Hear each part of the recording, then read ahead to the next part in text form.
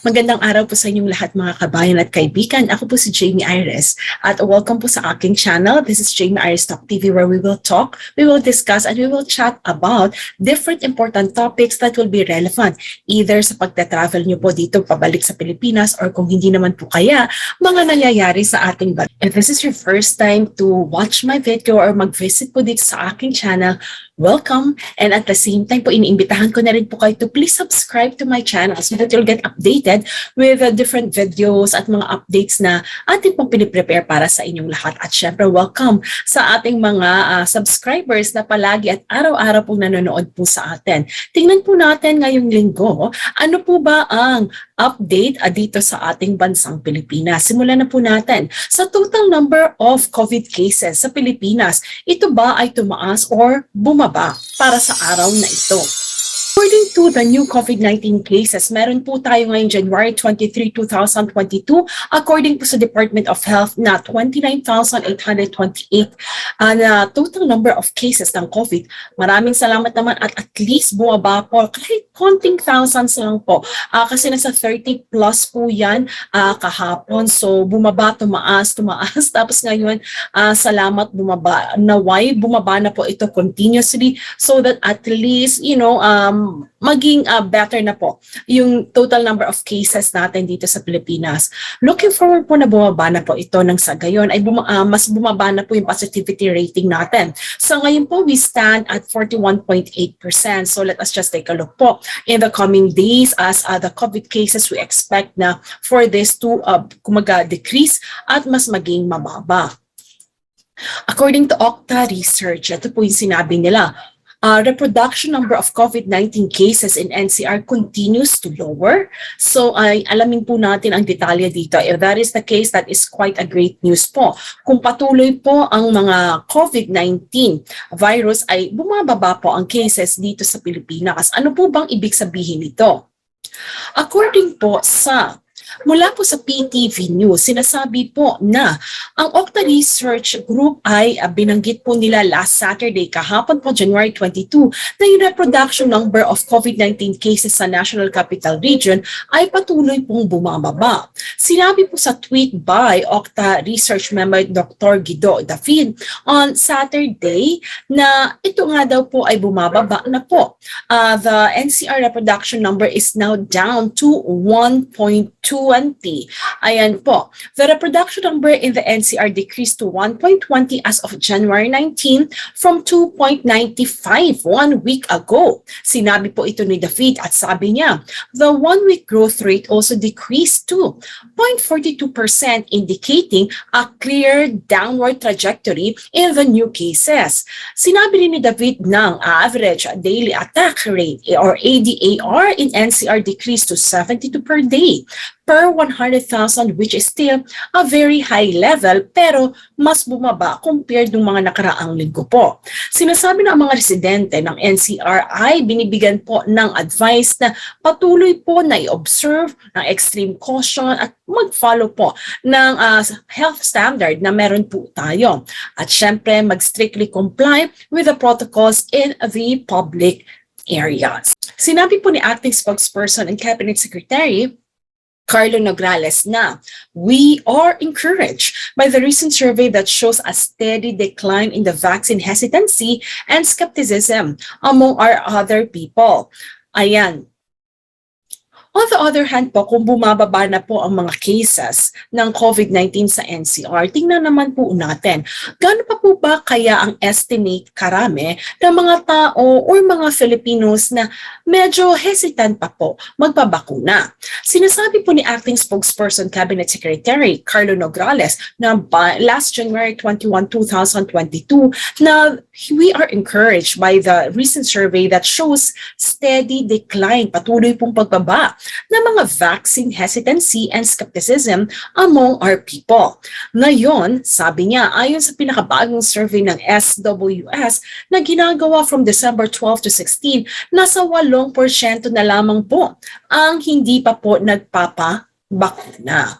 So that is quite great news naman din mga kababayan, sapagkat at least 'di ba unti-unti po na nagpapabakuna na po ang ating mga kababayan.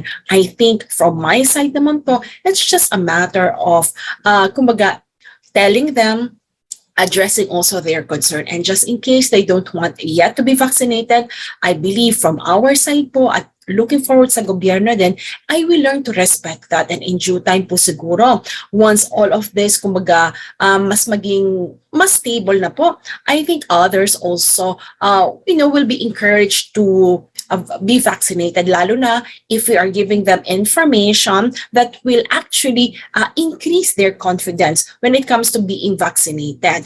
I think po with the experiences that they might also encounter personally, that other people might not know na nagbigay sa kanila ng said hesitancy. It could be fear, it could be something that they have read, they have analyzed for themselves. It's their body, it's their health. So yun po siguro, looking forward po na magkaroon pa po ng further information, same maibibigay sa mga kababayan natin na hindi pa po sila nagpapabakuna. At siguro po, kung tayo po pinopromote natin yung pagbabakuna o ng gobyerno, patuloy din po sana na while we are doing this, we show respect also to our fellow Filipinos, and at the same time, we keep each other safe. Tumako naman po tayo sa isa pang balita na dinala po sa atin ni Acting Secretary, Presidential Secretary and Spokesperson Carlo Nograles. Sabi niya po, isang reminder para sa mga asymptomatic. Sabi niya kung kayo po ay asymptomatic or may mild symptom na nararamdaman, mas mabuti po na manatili na lang po muna kayo sa inyong tahanan at doon mag-isolate. Kasi kung may sarili po kayong kwarto at may sariling banyo, at kung mas maayos naman ng ventilation, imbis na magpunta sa ospital ay kung kaya po sa isolation center, I think po yun ang ibig sabihin ni Acting Secretary Carlo Nograles. And I think that will be quite great po kasi kung mild lang naman, at least let us or leave na lang po natin yung ospital or mga isolation center para dun po talaga sa may severe cases. So yun naman po. At make sure na naka-isolate po kayo sa inyong mga pamilya so that hindi rin po sa kanila mabilis na kumalat ang sinasabi po nating COVID virus, lalo na kung ito yung easy transmissible na variant. Ating pong pag-usapan, isa pa pong kumbaga balita or let us just say concern ng ating mga kababayan na regarding po sa in-implement na no ride, no vaccination policy.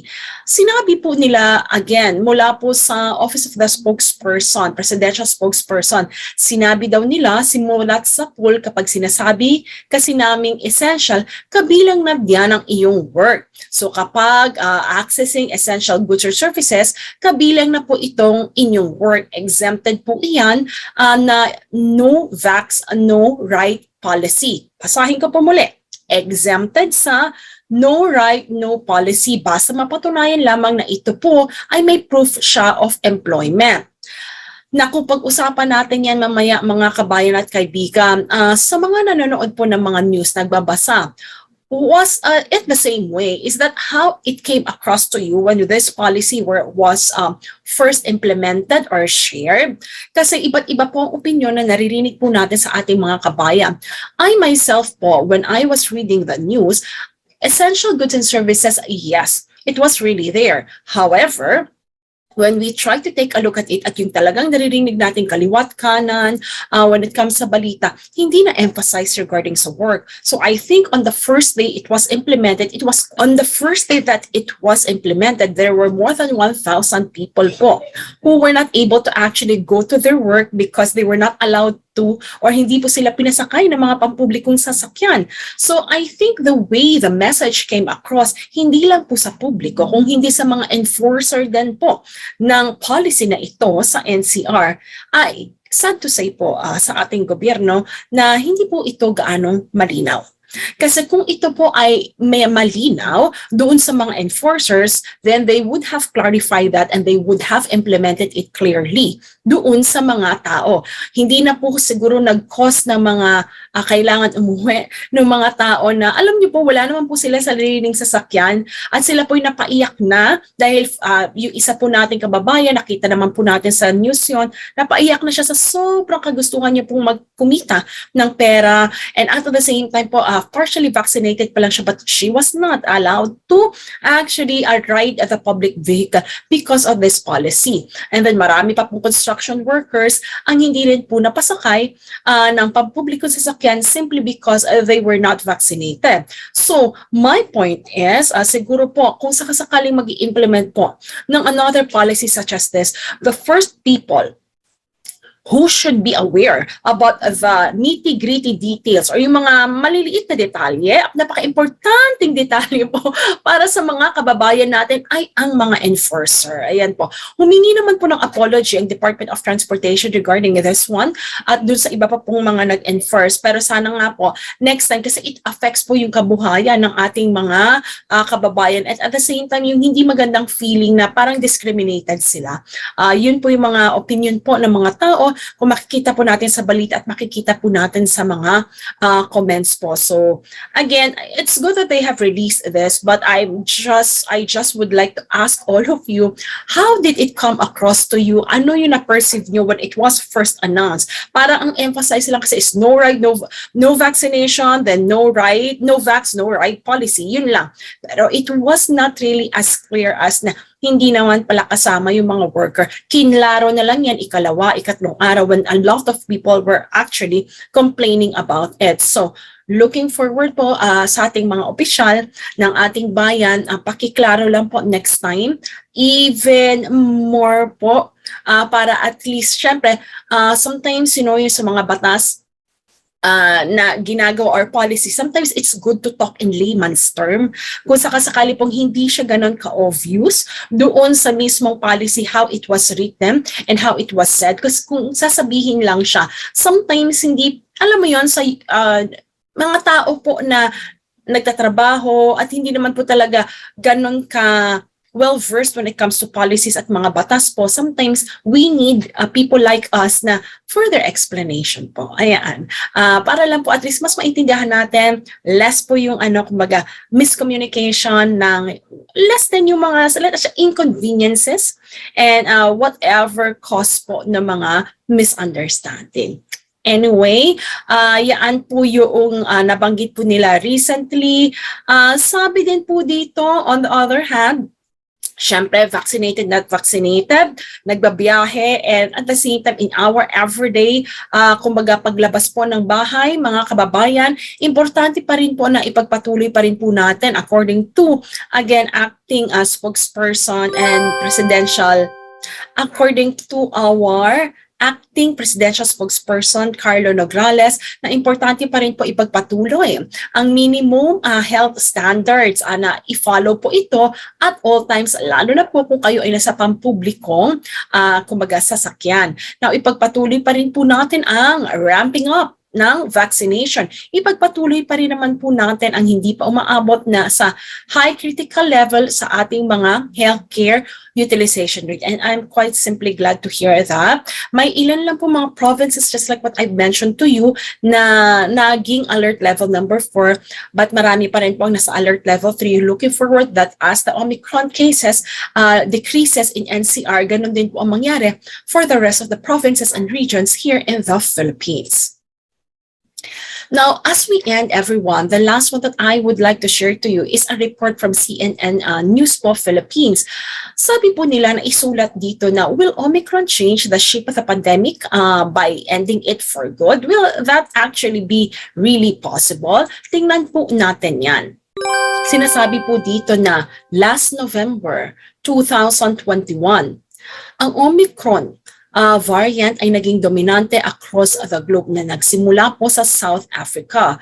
Sinasabi po niya dito na levels of concern about Omicron tend to be lower now than previous variants. Simon Williams, a researcher in public attitudes and behaviors towards COVID-19 at Swansea University na sinabi po niya ito sa CNN for many. Now, the fear factor of COVID now is lower, he said. Now, Omicron's reduced severity compared to the previous variants and the perceived likelihood that individuals will eventually be infected have contributed to the relaxation of people's mindsets. Williams said, now this has even caused some people to actively seek out the illness to get it over with. A practice expert have strongly warned against. Now, but some within the scientific community are cautiously optimistic that Omicron could be the pandemic's last act, providing huge swaths of the world with a layer of immunity and moving us closer to endemic stage when COVID-19 is comparable to seasonal illnesses such as cold or flu. Now, he said, my own view is that it's becoming endemic and will continue to stay endemic for some time, as has happened with other coronaviruses, said David Heyman, a professor of infectious diseases epidemiology at London School of Hygiene and Tropical Medicine. All viruses try to become endemic, and to me, this one looks like it's succeeding, he said. COVID-19 has evolved with great unpredictability.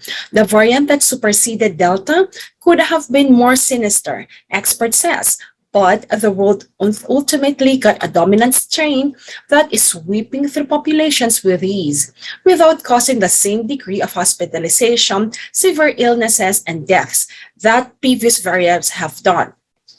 Experts, on the other hand, caution that there may be setbacks along the way, just as Omicron's makeup was unexpected. The next variant could present a more serious public health risk and delay the end of the pandemic. And many countries, particularly where vaccination coverage is low, could still face overwhelmed hospitals due to the Omicron wave. But a political urgency is appearing in much of the West to return societies to a sense of normality, with the transmissibility of Omicron forcing leaders to choose between rolling back public health measures or seeing their workforces and economies risk grinding to stand still.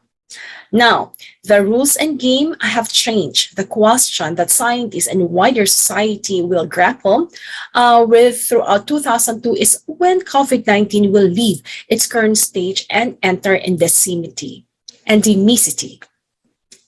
A disease that is endemic has a constant presence in a population, but does not affect an alarmingly large number of people or disrupt society as is typically seen in pandemic. So ano po ba itong balitang ito mula sa CNN Philippines na nag-gather din po nila mula sa ibang bansa? Ang sabi po nila, sinabi po nila na ang Omicron po ba ay maaring badya na po, na maaring bumaba na po ang level po ng mga naapektuhan ng COVID-19 virus kasi ang Omicron po madali siya mag-transfer pero hindi naman po siya ganun kasing severe compared to the other variants such as Delta. Kaya pag dumapo po or kaya nagkaroon ng isang tao, madali naman pong gumagaling. At hindi naman po ito, kumbaga masyadong grabe at severe na maaring kumitil ng buhay. Well, depende pa rin po yan doon sa health standing or status po ng isang tao na maaring magkaroon po nito. So, a lot of speculations, a lot of opinions had been given din po